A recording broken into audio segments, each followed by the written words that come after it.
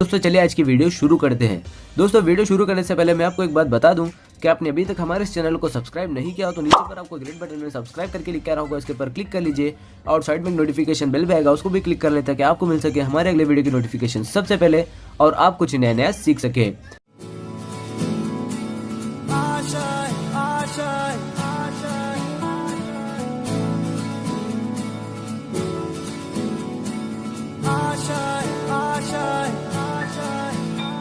कुछ पाने की हो आस आस, कोई अरमा हो जो खास खास आशाएं,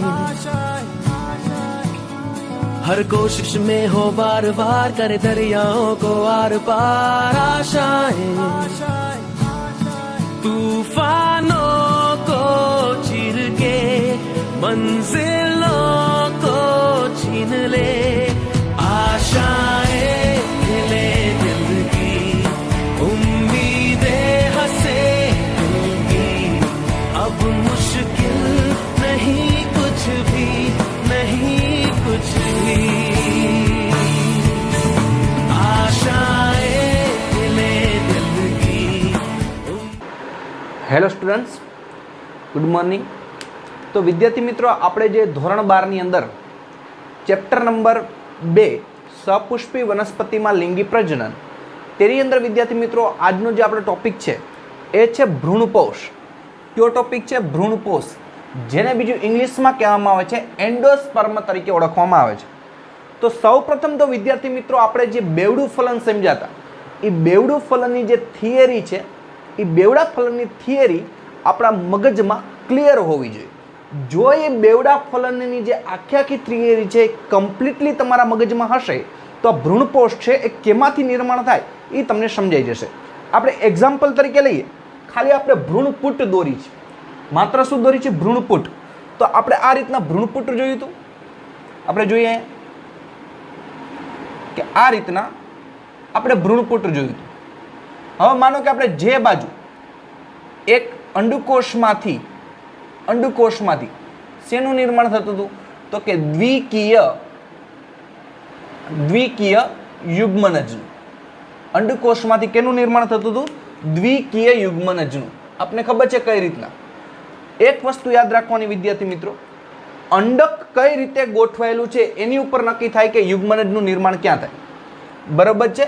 તો આપણે માનો કે અંડક છે, જે બાજુ યુગ્મનજ અથવા અંડકોષ હશે એ બાજુ અંડછિદ્ર હશે। આ વસ્તુ મગજમાં રાખવાની। તો આ છેડો અંડછિદ્રનો છે। એ ઉપરાંત આપણે જોયું હતું કે ત્રિકીય, એ વચમાં કેવી રચના થઈ હતી? ત્રિકીય। એક નરજન્યુ હતો, તે અંડકોષ સાથે જોડાઈને યુગ્મનજનું નિર્માણ કર્યું, અને એક નરજન્યુ જે વચ્ચે બે કોષો હતા તેને આપણે કીધું હતું દ્વિધ્રુવીય કોષ, દ્વિતીય કોષ, બરાબર છે? અથવા આપણે એને કહીએ છીએ ધ્રુવીય કોષ કેન્દ્ર। આ જે દ્વિ હતું તેની સાથે એક નરજન્યુ જોડાઈ ગયું અને ત્રિકીય રચના કરી।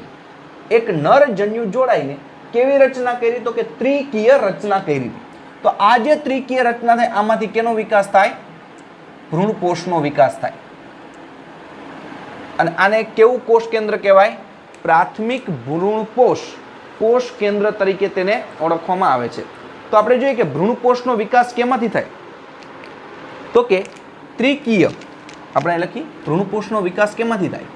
તો કે આ રચના કેવી છે? ત્રિકીય। તો ત્રિકીય આપણે સંજ્ઞા પણ લખીએ એટલે આપણે ખબર પડે કે ત્રિકીય કેવો કહેવાય?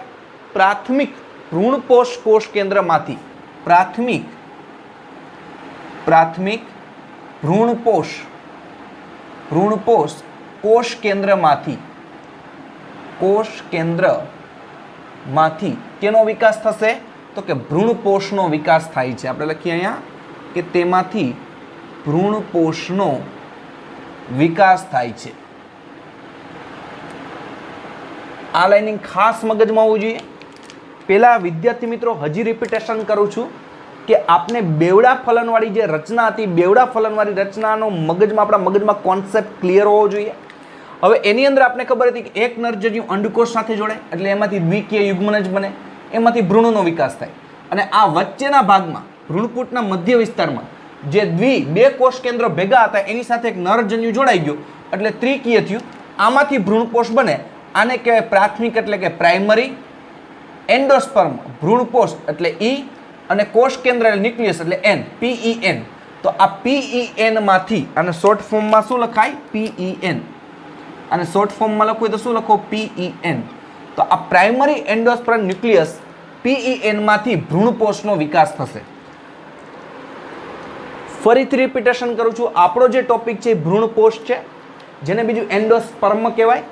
હવે એની અંદર જેમ કે એક નરજન્યુ અંડકોષ સાથે જોડાય, એમાંથી યુગ્મનજ અને યુગ્મનજમાંથી ભ્રૂણનો વિકાસ થાય.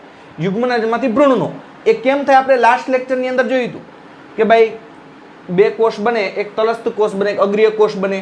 અગ્રીય કોષનું વળી પાછું આયન વિભાજન, તલસ્થ કોષનું બે વિભાજન, નીલમની રચના કઈ રીતે થાય આપણે જોઈ ગયા છે. તો આ જે ત્રિકીય રચના, એક નરજન્યુ અહીં જોડાય, એમાંથી ત્રિકીય રચના કરે એટલે એને કહેવાય પ્રાથમિક ભ્રૂણપોષ કોષ કેન્દ્ર. અને એમાંથી શું બનશે? આ ભ્રૂણપોષની છે રચના બને છે. તો કઈ રીતે? તો કે ત્યાં વારંવાર સંભાજન થાય. આ ત્રિકીય ભ્રૂણપોષ છે તે શું થશે? તો કે વારંવાર સંભાજન પામે છે. તો આપણે લખી વારંવાર સમવિભાજન પામીને, વારંવાર સમવિભાજન પામીને, કે વારંવાર શું થાય? સમવિભાજન થાય. તો ત્રિકીય ભ્રૂણપોષ હોય એનું સમવિભાજન થાય, એટલે સમવિભાજન એટલે યાદ હોવું જોઈએ, એકમાંથી બે કોષ બને પણ એની રંગસૂત્રમાં ફેરફાર ન થાય, એને સમભાજન કહેવાય. તો આ વારંવાર ત્રિકીય પ્રાથમિક ભ્રૂણપોષ કોષ કેન્દ્ર છે. તો હવે આપણે જોઈએ કે તેનું વારંવાર શું થાય? સમભાજન થાય અને તે ત્રિકીય ભ્રૂણપોષ પેશીનું નિર્માણ કરે. તે શું કરે? વારંવાર સમવિભાજન પામી ત્રિકીય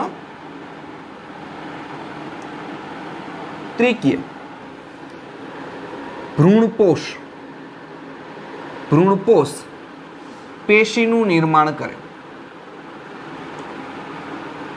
તો તે વારંવાર સમવિભાજન પામીને ભ્રૂણપોષ પેશીનું નિર્માણ કરે છે. કઈ રીતે?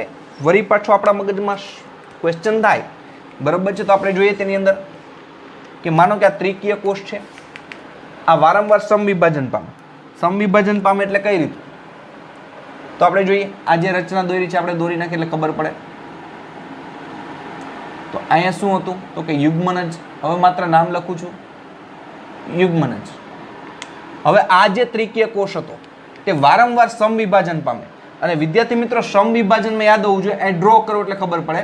માનો કે આ ત્રિકીય છે કોષ, એ સમવિભાજન પામે એટલે એમાંથી જે બે કોષ બનશે એ પણ કેવા રહીએ?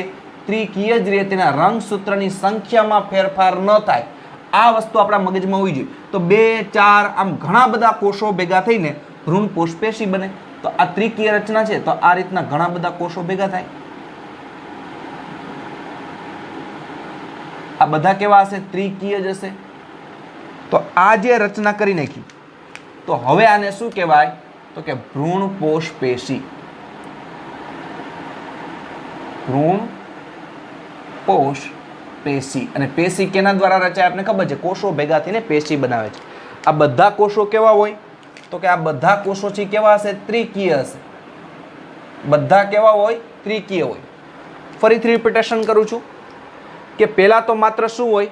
પ્રાથમિક ભ્રૂણપોષ કોષ કેન્દ્ર છે, PEN. અને એમાંથી કેનો વિકાસ થશે? ભ્રૂણપોષનો વિકાસ થાય. એટલે કે ભ્રૂણને પોષણ પૂરું પાડતી જે રચનાનું નિર્માણ કરે એને ભ્રૂણપોષ કહેવાય. તો વારંવાર સમવિભાજન પામે. તો આ ત્રિકીય કોષ હતો એ વારંવાર શું થયો? સમવિભાજન પામ્યો. અને તેમાંથી શું બનાવી નાખ્યું? ભ્રૂણપોષ પેશીનું નિર્માણ કરે છે. તો આપણે કહી શકીએ કે આ ભ્રૂણપોષ છે એ શું કામ કરે? તો આપણે આગળના લેક્ચરમાં જ જોયું હતું કે યુગ્મનજમાંથી ભ્રૂણનો વિકાસ થાય. યુગ્મનજમાંથી ભ્રૂણનો વિકાસ થાય. જેમ કે તમને વિદ્યાર્થી મિત્રો થોડી હાઇલાઇટ આપું, પહેલા યુગ્મનજનું અનુપ્રસ્થ વિભાજન થાય એટલે અસંભાજન. એક કોષ મોટો બને, એક કોષ નાનો બને. એમાં આગળના ભાગને અગ્રસ્થ કોષ કહેવાય, નીચેનાને તલસ્થ કોષ કહેવાય. હવે એનું તલસ્થ કોષ છે એનું અનુપ્રસ્થ વિભાજન થાય અને જે અનુપ્રસ્થ છેદ હતો એટલે કે આગળનો આપણે જોઈએ કે અગ્રીય કોષ હતો તેનું આયામ વિભાજન થાય એટલે 4 કોષીય રચના બને એને પૂર્વ ભ્રૂણ કહેવાય. એમાંથી ધીમે ધીમે વિકાસ પામતા 18 કોષોની શું થાય છે? અગ્રીય કોષમાં આપણે જોઈએ કે શું થાય છે કે 16 કોષો. કેટલા કોષો? 16 કોષો અગ્રીય ભ્રૂણપોષમાં બને છે. આ બધું આપણે આગલા લેક્ચરની અંદર શીખી ગયા છીએ, પણ આપણે ખાલી એટલું યાદ રાખવાનું છે અત્યારે દ્વિકીય યુગ્મનજમાંથી કેનો વિકાસ થાય? ભ્રૂણનો. અને એ ભ્રૂણનો વિકાસ કરવા માટે જેમ કે આપણે જોયું તો યુગ્મનજમાં કોષ વિભાજન થાય, એકમાંથી 2 કોષ બને. वरी 2 मांथी 4 बने, 4 मांथी 8, 8 मांथी 16। तो आ कोष विभाजन माटे शक्ति जोई के न जोई? तो के हाँ, शक्ति माटे केनी जरूर पड़े? तो के खोराकनी। खोराक केमांथी मेळवशे? तो के आ भ्रूणपोषमांथी। तो આપણે લખી શકી કે તેમાંથી શું થાય કે વિકાસ પામતા એટલે કે વિકાસ કે તેનો વિકાસ ભ્રૂણના વિકાસ પહેલા થઈ જાય છે। તો આપણે જોઈએ કે ભ્રૂણપોષનો વિકાસ, ભ્રૂણપોષનો વિકાસ, ભ્રૂણપોષનો વિકાસ ભ્રૂણના વિકાસ પહેલા થાય છે, ભ્રૂણના વિકાસ પહેલા થાય છે। આ વસ્તુ મગજમાં રાખવાની છે, બરાબર છે કે જે ભ્રૂણપોષનો વિકાસ છે એ ભ્રૂણનો વિકાસ થાય એ પહેલા થઈ જાય। શું કામ? કારણ કે તેને વિકસતા ભ્રૂણને પોષણ પૂરું પાડવાનું છે। એટલે ભ્રૂણનો વિકાસ થાય એ પહેલા કેનો વિકાસ થઈ જાય છે? ભ્રૂણપોષનો વિકાસ થાય। અને હવે તમે પણ કહી શકો આ ભ્રૂણપોષની જે પેશી છે એ પેશીના કોષોમાં શું હોય? તો કે ખોરાકથી તે સમૃદ્ધ હોય છે। તો આપણે જોઈએ કે આ જે પેશીના કોષો છે, પેશીના કોષો, क्या पेशीना कोषो? भ्रूणपोष पेशीना आ जे कोषो छे, कोषो खोराकथी, संचित खोराकथी समृद्ध होय छे। संचित खोराकथी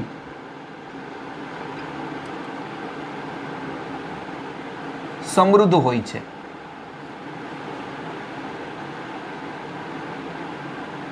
એટલે એનો મતલબ એમ કે આ જે સંચિત એટલે સંગ્રહાયેલો, તો આ જે પેશી છે એટલે કે ભ્રૂણપોષ પેશી છે તેના કોષોમાં શું હોય છે? તો કે સંચિત ખોરાકથી તે કેવો હોય છે? સમૃદ્ધ હોય છે। અને વિકસતા ભ્રૂણને શું કરે છે? પોષણ પૂરું પાડે છે। આપણે લખી શકીએ કે વિકસતા ભ્રૂણને, વિકસતા ભ્રૂણને પોષણ પૂરું પાડે છે, પોષણ પૂરું પાડે છે। તો અહીંયા આપણે જોયું છે, ફરીથી રિપીટેશન કરું છું આપણે કેમ મિસ્ટેક ન થાય। ભ્રૂણપોષ જેને બીજું કહેવામાં આવે એન્ડોસ્પર્મ, તો થોડીક આગલી રચના આપણે જોઈએ કે એક નરજન્યુ અંડકોષ સાથે જોડાય એટલે એમાંથી દ્વિકીય યુગ્મનજ બને। આ યુગ્મનજમાંથી ભ્રૂણનો વિકાસ થાય। અહીંયા વચ્ચે જે બે કોષ કેન્દ્રો જોડાયેલા એની સાથે એક નરજન્યુ જોડાય એટલે ત્રિકીય રચના થઈ જાય। એ ત્રિકીય રચના થાય એને પ્રાથમિક ભ્રૂણપોષ કોષ કેન્દ્ર એટલે કે પ્રાથમિક એટલે કે પ્રાઇમરી ભ્રૂણપોષ એટલે કે એન્ડોસ્પર્મ અને ન્યુક્લિયસ એટલે કે કોષ કેન્દ્રમાંથી કેનો વિકાસ થાય? તો કે ભ્રૂણપોષનો વિકાસ થાય। કઈ રીતે?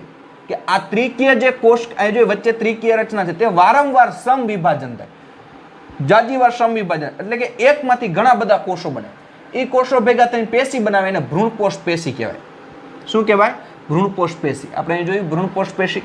હવે શું થાય કે આ ભ્રૂણપોષ પેશી છે, ભ્રૂણપોષનો વિકાસ, આ યુગ્મનજમાંથી ભ્રૂણ બને એની પહેલા આ ભ્રૂણપોષનો વિકાસ થઈ જવો જરૂરી છે।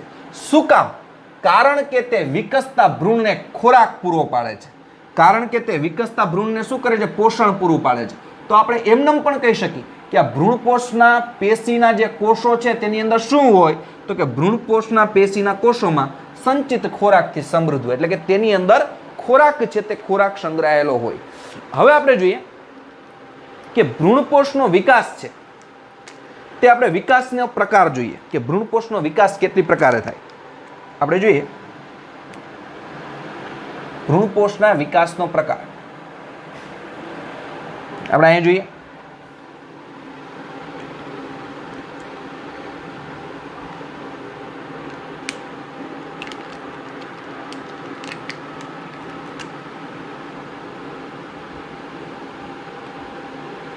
વિકાસનો પ્રકાર કે ભ્રૂણપોષ છે તે કેટલી પ્રકારે વિકાસ પામે છે એટલે એને શું કહેવામાં આવે છે? વિકાસનો પ્રકાર કે ભ્રૂણપોષના વિકાસનો પ્રકાર। તો ભ્રૂણપોષ છે એ મુખ્ય 3 પ્રકારે વિકાસ પામે। આપણે જોયું કે આ ભ્રૂણપોષ પેશી બની જાય આ 3 પ્રકારે વિકાસ પામે। તો આપણે લખી કે ભ્રૂણપોષ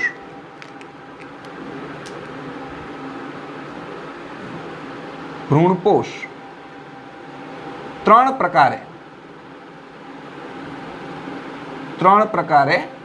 વિકાસ પામે। એટલે આપણે ટોપિક કરી નાખ્યો છે વિકાસનો પ્રકાર કે આ જે ભ્રૂણપોષ બન્યો આ ભ્રૂણપોષ છે 3 પ્રકારે વિકાસ પામે। તો આપણે મગજમાં થાય ક્યાં 3 પ્રકારે? એક છે કોષીય, બીજું છે હેલોબિયલ। આપણે લખતા જઈએ કે એક કોષીય, એક કોષીય.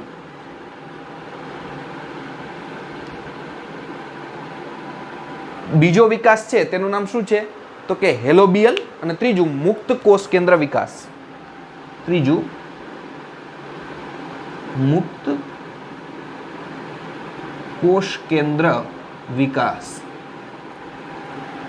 તો વિદ્યાર્થી મિત્રો આપણે અહીં જોઈએ કે આ જે ભ્રૂણપોષ પેશીબીન એટલે કે જે ભ્રૂણપોષ છે એ ભ્રૂણપોષ છે તે કેટલી પ્રકારે વિકાસ પામે તો કે 3 પ્રકારે. ક્યાં ક્યાં તો કે ભ્રૂણપોષ છે 3 પ્રકારે વિકાસ પામે.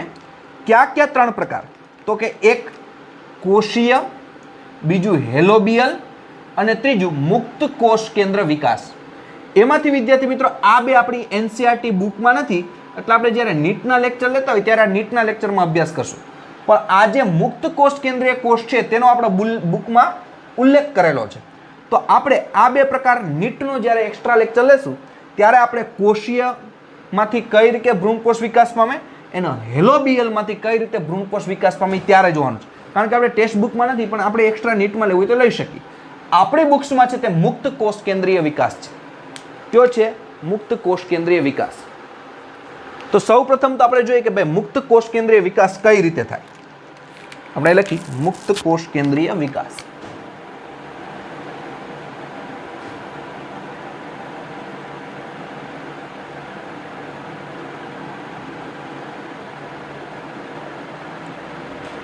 મુક્ત કોષ કેન્દ્રીય વિકાસ કે કઈ રીતે મુક્ત કોષ કેન્દ્રીય વિકાસમાંથી ભ્રૂણપોષનું નિર્માણ થાય છે, આપણે તેનો અભ્યાસ કરવાનો છે. ફરીથી રિપીટ કરું છું કે આ જે ભ્રૂણપોષ બને છે, આગલી રચના આપણે સમજવાની જરૂર નથી. આપણે જોતા હતા કે સંભાજન પામીના ભ્રૂણપોષ પેશી બને છે, એટલે ભ્રૂણપોષ બને છે. એ ભ્રૂણપોષનો વિકાસ 3 પ્રકારે થાય.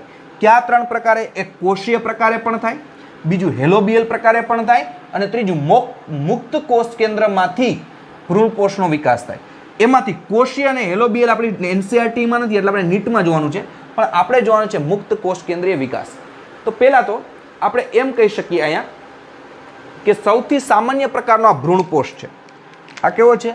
સૌથી સામાન્ય પ્રકારનો ભ્રૂણપોષ છે. આપણે સૌથી પહેલા લખીએ સૌથી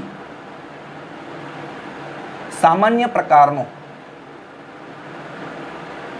સૌથી સામાન્ય પ્રકારનો ભ્રૂણપોષ છે.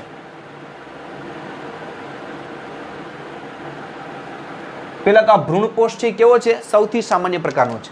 તો આમાં કઈ પ્રક્રિયા થાય તો કે આમાં જે પીઈએન હોય, પીઈએન એટલે જેમ કે આપણે જોઈએ પીઈએન એટલે કે પ્રાથમિક ભ્રૂણપોષ કોષ કેન્દ્ર, જે કેવો હોય? ત્રિકીય હોય. એ રચના આપણે અહીંથી યાદ હોવી જોઈએ કે આમાં જે કઈ પ્રક્રિયા થશે કે પ્રાથમિક ભ્રૂણપોષ કોષ કેન્દ્ર એટલે કે જે પીઈએન છે તે વારંવાર કોષ કેન્દ્રીય વિભાજન પામી મોટી સંખ્યામાં કોષ કેન્દ્ર સર્જે છે. તો અહીં આપણે ખાલી શોર્ટ નેમ લખી એટલે તમને ખબર પડી જવી જોઈએ.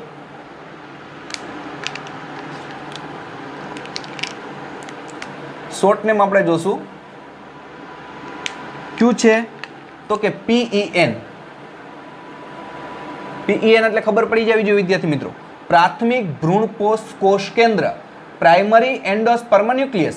તો પીઈએન છે તે વારંવાર સંભાજન પામીને, આપણે ખબર જ હોય સંભાજન જ થાય, ત્રિકીય છે એટલે શું થાય? અહીંયા સંભાજન થાય. દોરેલું પણ છે કે વારંવાર કોષ કેન્દ્રીય વિભાજન પામી.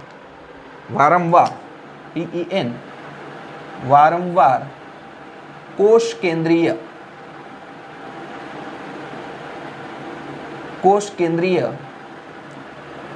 વિભાજન પામીને, કોષ કેન્દ્રીય વિભાજન એટલે કયા પ્રકારનું વિભાજન હોય તો વારંવાર આ જે કોષ કેન્દ્રો હોય, કેટલા હોય? 3 કોષ કેન્દ્રો ભેગા થઈને રચના બની, સંયુક્ત રચના. વારંવાર વિભાજન પામે પણ સમવિભાજન પામે. મોટી સંખ્યામાં કોષ કેન્દ્રો સર્જે છે. તો મોટી સંખ્યામાં કોષ કેન્દ્રો સર્જે છે.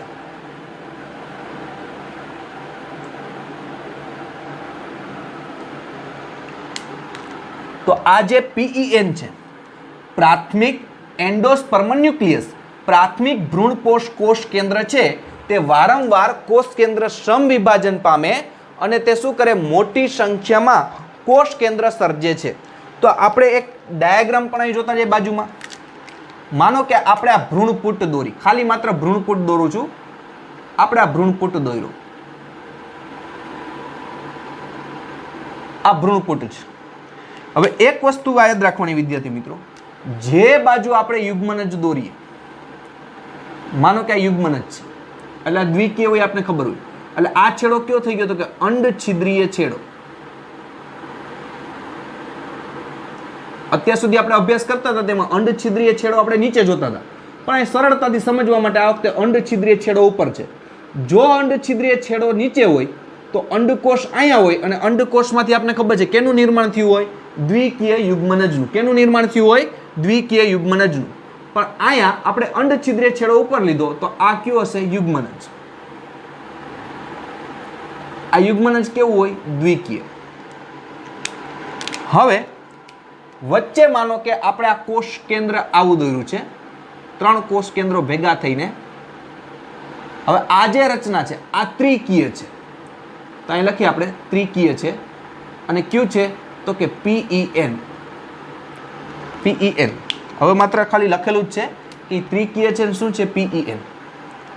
PEN એટલે ખબર પડી જશે, પ્રાથમિક ભ્રૂણપોષ કોષ કેન્દ્ર. પ્રાથમિક, પ્રાઇમરી ભ્રૂણપોષ એટલે એન્ડોસ્પર્મ, અને N એટલે શું થાય તો કે ન્યુક્લિયસ. તો વારંવાર તે સમવિભાજન પામે, તો એના કારણે મોટી સંખ્યામાં કોષ કેન્દ્રો સર્જે. તો આ વિસ્તાર અંડછિદ્રીય, તો આ વિસ્તાર કયો થયો, અંડકતલ. અંડકતલ, કારણ કે અંડછિદ્રનો સામેનો છેડો અંડકતલ થઈ જાય. તો બીજો ડાયાગ્રામ જોઈએ કે PEN વારંવાર શું થાય, કોષ કેન્દ્રનું વિભાજન પામી મોટી સંખ્યામાં કોષ કેન્દ્ર સર્જે. તો ફરીથી આપણે વળી પાછું યુગ્મનજ દોરીએ, સોરી આપણે ભ્રૂણપુટ દોરીએ. આ આપને ખબર જ છે શું છે તો કે યુગ્મનજ. આ યુગ્મનજ છે. હવે એની અંદર શું પ્રક્રિયા થાય તો કે વારંવાર કેનું નિર્માણ થાય તો કે વારંવાર એમાં આ જે PEN એટલે મતલબ કે પ્રાથમિક ભ્રૂણપોષ કોષ કેન્દ્ર, તેનું વારંવાર શું થાય, સંભાજન થાય.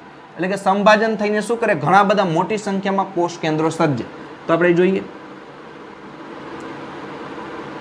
આ વારંવાર સમવિભાજન પામવાથી મોટી સંખ્યામાં, બધા ત્રિકીય હશે, મોટી સંખ્યામાં શું સર્જી દીધા છે,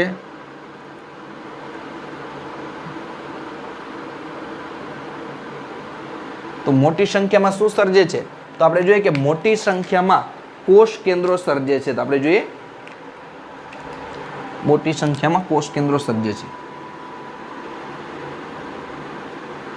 મોટી સંખ્યામાં કોષ કેન્દ્રો સર્જે છે. મોટી સંખ્યામાં કોષ કેન્દ્રો સર્જે.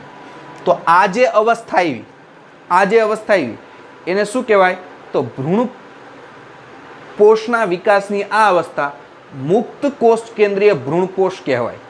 તો મુક્ત કોષ કેન્દ્રીય ભ્રૂણપોષ અહીં આપણે લખી નાખીએ એટલે ખ્યાલ આવે.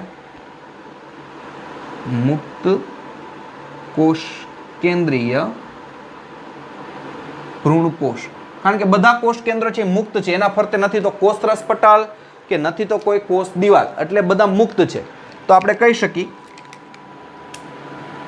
આપણે વિદ્યાર્થી મિત્રો નોટ કરવી તો શું કરી શકીએ, તમે જ બોલો જી તમારી રીતના. તો PEN હતું એ શું થયું, વારંવાર સમવિભાજન પામ્યું, તો મોટી સંખ્યામાં કોષ કેન્દ્ર સર્જ્યા. તો હવે શું કહેવાય કે ભ્રૂણપોષના વિકાસની આ અવસ્થા, જે આપણે ભ્રૂણપોષ બનાવી છે, તો ભ્રૂણપોષના વિકાસની આ અવસ્થા, ભ્રૂણપોષના વિકાસની આ અવસ્થા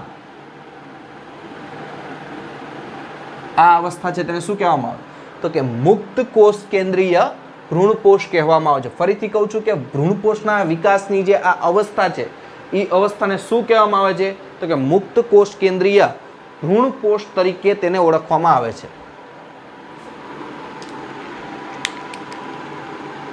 તેને કહેવામાં આવે છે મુક્ત કોષ કેન્દ્રીય ભ્રૂણપોષ. મુક્ત કોષ કેન્દ્રીય ભ્રૂણપોષ, આ જે અવસ્થા છે તેને મુક્ત કોષ કેન્દ્રીય ભ્રૂણપોષ તરીકે તેને ઓળખવામાં આવે છે. તો હવે વિદ્યાર્થી મિત્રો શું થાય કે ત્યારબાદ આ જે કોષ કેન્દ્રો છે એ કઈ તરફ ગોઠવાય? પરિધ વિસ્તાર તરફ ગોઠવાય. તો આપણે ફરીથી એક ડાયાગ્રામ લઈએ.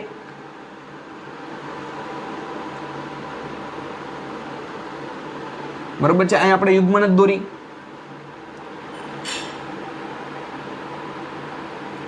હવે આ જે કોષ કેન્દ્રો હોય તે બધા ક્યાં ગોઠવાય? તો કે પરિધ વિસ્તાર. પરિધ એટલે છેડાના વિસ્તાર તરફ. તો આ રીતના આ જે મુક્ત કોષ કેન્દ્રો છે તે કઈ તરફ ગોઠવાતા જાય? પરિધ વિસ્તાર તરફ ગોઠવાય.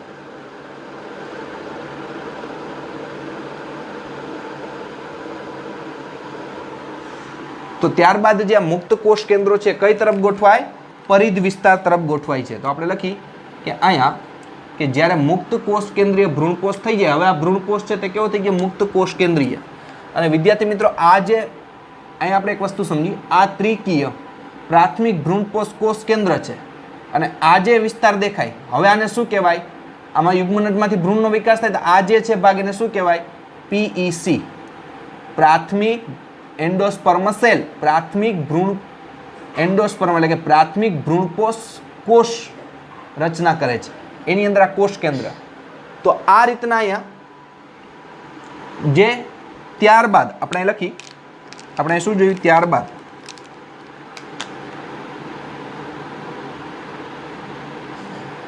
ત્યારબાદ શું થાય કે પરિધ વિસ્તાર તરફ, કયા વિસ્તાર તરફ?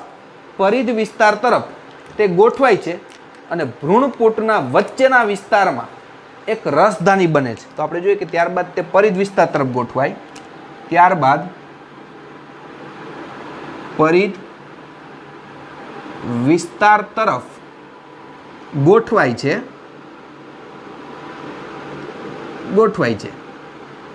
અને વચ્ચે મોટી શું બનાવે છે? વચ્ચે મોટી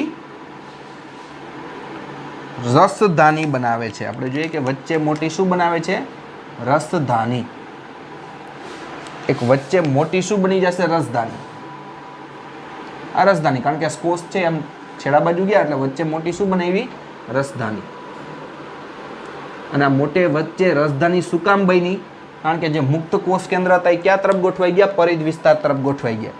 એટલે વચ્ચે મોટી રસધાનીનું સર્જન કરે છે, મોટી રસધાની બને. તો ત્યારબાદ શું થાય કે કોષ કેન્દ્રો છે તે પરિધ વિસ્તાર તરફ ગોઠવાઈ જાય. પરિધ વિસ્તાર જ્યારે મુક્ત કોષ કેન્દ્રીય ભ્રૂણકોષ બની જાય પછી આ જે કોષ કેન્દ્રો છે એ પરિધ વિસ્તાર તરફ ગોઠવાય અને વચ્ચે શું બની જાય છે? તો કે મોટી રસધાની છે, એ મોટી રસધાનીનું નિર્માણ થાય છે. તો હવે વિદ્યાર્થી મિત્રો આપણે જોઈએ કે ત્યારબાદ કોષરસ વિભાજનની શરૂઆત થાય અને કોષ દિવાલનું નિર્માણ થાય. હવે પછી શું થાય? તો ફરીથી આપણે લખી ત્યારબાદ કોષ રસનું વિભાજન થાય. શેનું વિભાજન થાય? તો કે કોષ રસનું વિભાજન થાય. કોષ રસનું વિભાજન થાય અને બીજું કેનું નિર્માણ થાય? તો કે કોષ દિવાલનું નિર્માણ થાય છે. હમણાં આપણે જોઈએ એટલે ખ્યાલ આવી જશે. કોષ દિવાલનું નિર્માણ થાય. તો બે પ્રક્રિયા થાય. તો ત્યારબાદ શું થાય? તો કે ભાઈ કોષ રસનું વિભાજન થાય અને બીજું શું થાય? તો કોષ દિવાલનું નિર્માણ થાય. તો કોષ રસનું અહીં આપણે જોઈએ વિભાજન થાય. તો પરિણામે શું થાય? હવે આપણે જોઈએ અહીંયા ફરીથી આપણે કઈ ડાયાગ્રામ લઈએ.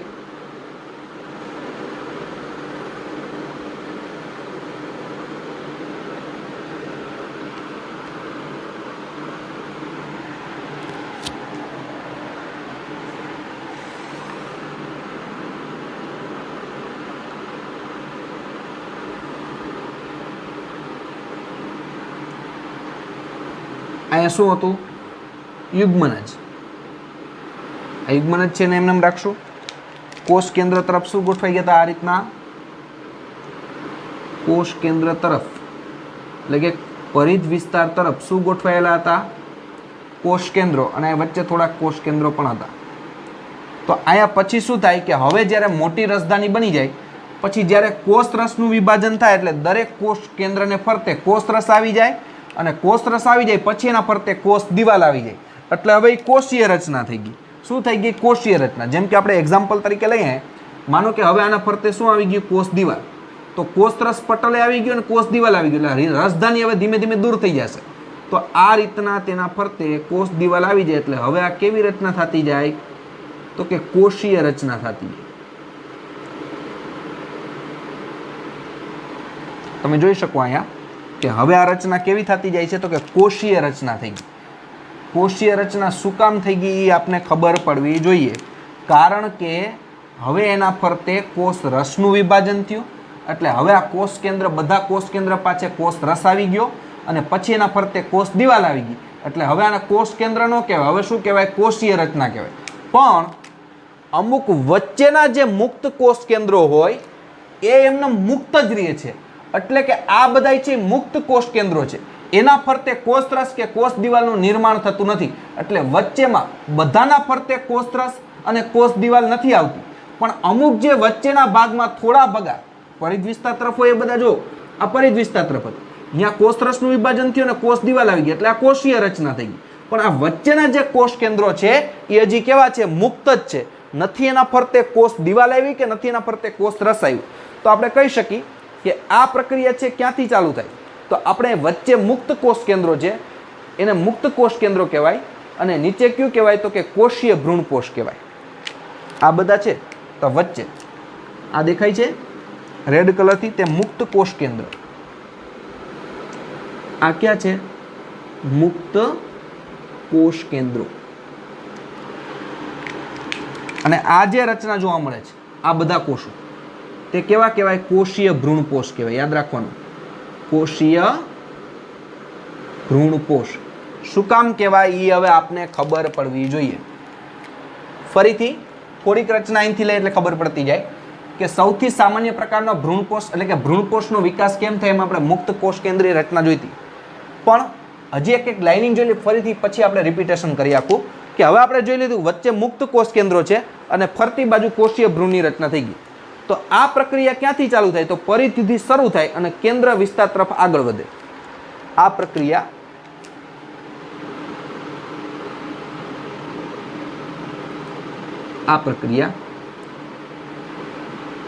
પરિધ વિસ્તારથી શરૂઆત થઈ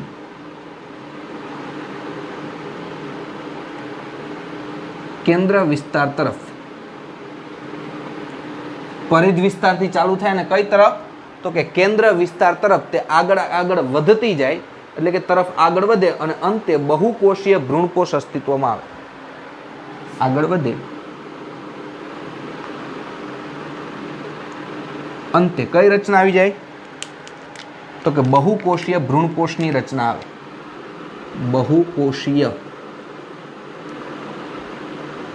ભ્રૂણપોષ બને. તો આપણે અહીં જોયું આ 1 કોષ 2 કોષ 3 4 5 6 7 8 આ ઘણા બધા કોષ છે, એટલે શું કહેવાય? બહુકોષીય ભ્રૂણપોષની રચના કરે છે. વેરી મોસ્ટ આઈએમપી આપને ખબર પડી જવી જોઈએ કઈ રીતના થાય છે. તો અહીંયાથી સુધીની રચના ફરીથી રિપીટેશન કરીએ થોડીક. મુક્ત કોષ કેન્દ્રીય વિકાસ, કારણ કે આ જે ત્રિકીય PEN માંથી આ ભ્રૂણપોષ પેશી બને, એટલે કે ભ્રૂણપોષ બને છે, 3 પ્રકારે વિકાસ થાય. કઈ પ્રકારે? કોષીય, હેલોબિયલ અને મુક્ત કોષ કેન્દ્ર વિકાસ. આ બે નીટમાં જોવાનું છે, પણ આ આપણી NCERT બુકમાં આપ્યું છે.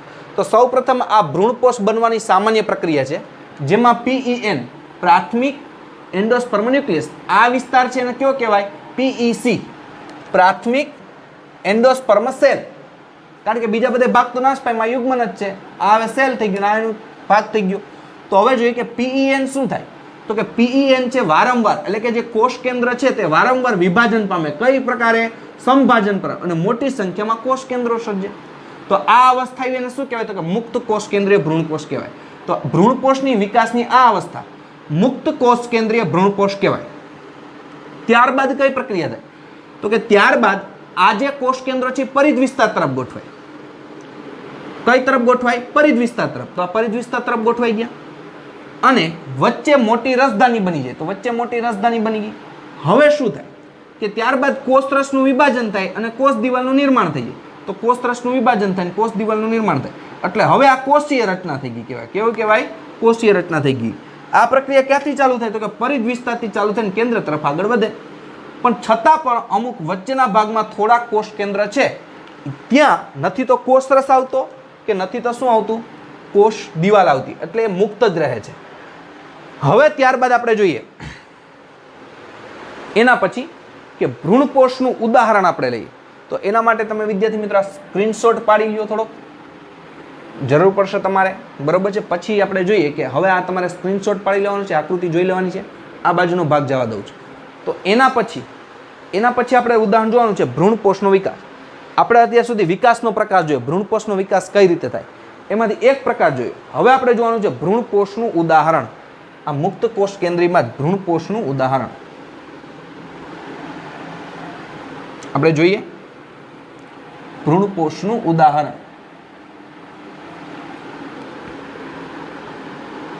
કઈ રીતના હમણાં આપણે ખ્યાલ આવશે. ફરીથી આપણે ટોપિક કરી ભ્રૂણપોષનું ઉદાહરણ. ભ્રૂણપોષનું ઉદાહરણ કે કઈ રીતે ભ્રૂણપોષ નિર્માણ પામે છે તેનું ઉદાહરણ લે. જેમ કે લીલા અપરિપક્વ કાચા નાળિયેરીમાં આપણે જોઈએ કે લીલા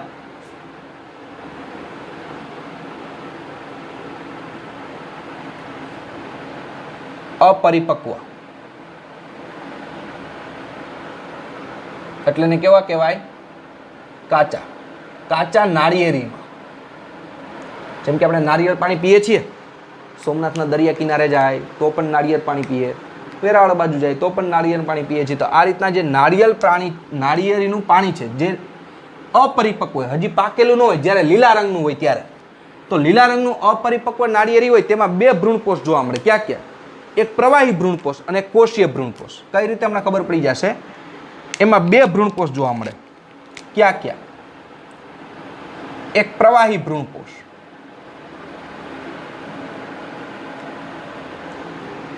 અને બીજું તો કે કોષીય ભ્રૂણપોષ.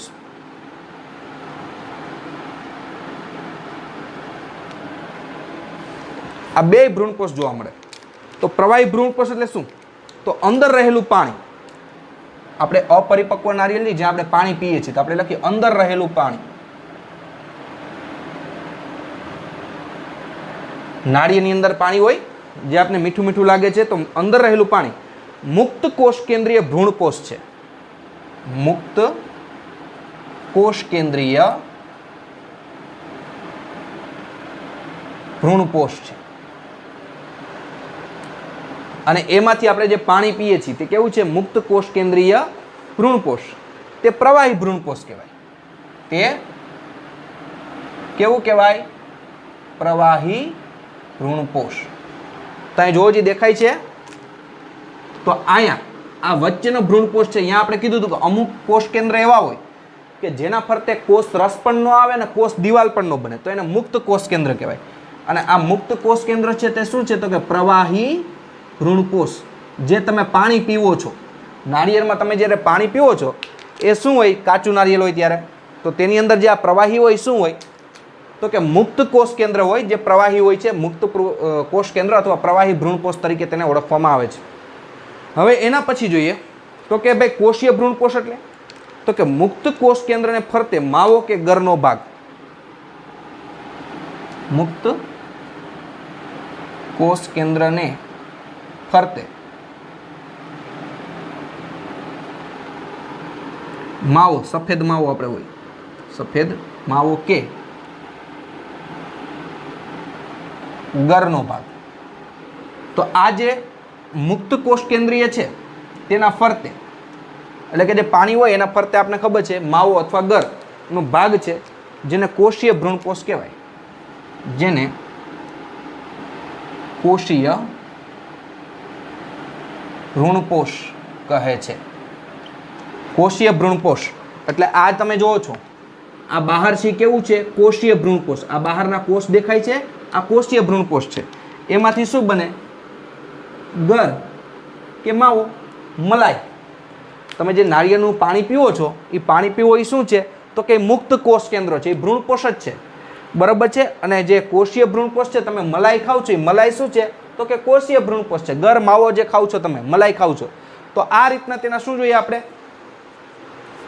કે ભાઈ ભ્રૂણપોષનું ઉદાહરણ જોયું. ત્યારબાદ આપણે જોઈએ એના પછી આપણે અભ્યાસ કરીએ ભ્રૂણપોષનું ભાવિ.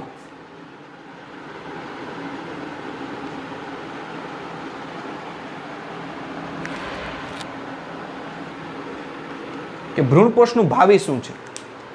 તો આપણે જોઈએ કે કાં તો વિકસતા ભ્રૂણ દ્વારા બીજ વિકાસ દ્વારા સંપૂર્ણ તે વપરાઈ જાય છે, કાં તો વિકસતા ભ્રૂણ દ્વારા એક લખી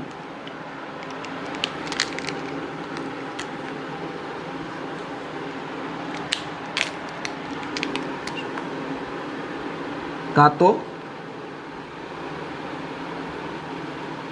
વિકસતા ભ્રૂણ દ્વારા જે ભ્રૂણનો વિકાસ થતો હોય એ દરમિયાન દ્વારા બીજના વિકાસ પૂર્વે સંપૂર્ણ તે વપરાઈ જાય, કાં તો તે વિકસતા ભ્રૂણ દ્વારા બીજના વિકાસના પૂર્વે સંપૂર્ણ વપરાઈ જાય. બીજના વિકાસના પૂર્વે સંપૂર્ણ વપરાઈ જાય. એટલે કે ભ્રૂણપોષનું ભાવિ બે પ્રકાર હોય. કાં તો અમુક વનસ્પતિ એવી છે કે એનો બીજનો વિકાસ થાય એટલે યુગ્મનજમાંથી ભ્રૂણ બને, એ દરમિયાન એ વિકાસ દરમિયાન સંપૂર્ણ ભ્રૂણપોષથી સંપૂર્ણ વપરાઈ જાય. એટલે કે ભ્રૂણપોષ બાકી જ નથી રહેતો. ભ્રૂણપોષનું કામ શું છે? તે વિકસતા બીજને પોષણ પૂરું પાડવાનું. તો અમુક વનસ્પતિ એવી છે કે જેમાં બીજનો વિકાસ થતો હોય તો બીજનો વિકાસ કેમાંથી થાય આપણે ખબર છે? યુગ્મનજમાંથી. એ આપણે આગળ પ્રક્રિયા જોઈ છે. તો એ બીજના વિકાસ પૂર્વ સંપૂર્ણ શું થાય? વપરાઈ જાય છે. તેના ઉદાહરણ વાલ, વટાણા, મગફળી. દાખલા તરીકે વાલ, વટાણા, મગફળી, આ બધી વનસ્પતિમાં ભ્રૂણપોષ યુગ્મનજના વિકાસ દરમિયાન સંપૂર્ણ વપરાઈ જાય. ભ્રૂણપોષ યુગ્મનજના વિકાસ દરમિયાન, યુગ્મનજનો વિકાસ એટલે યુગ્મનજમાંથી શું બને? બીજ બને. યુગ્મનજમાંથી આપણે ખબર છે કઈ રીતના ભ્રૂણ બને. તો યુગ્મનજના વિકાસ દરમિયાન વપરાઈ જાય.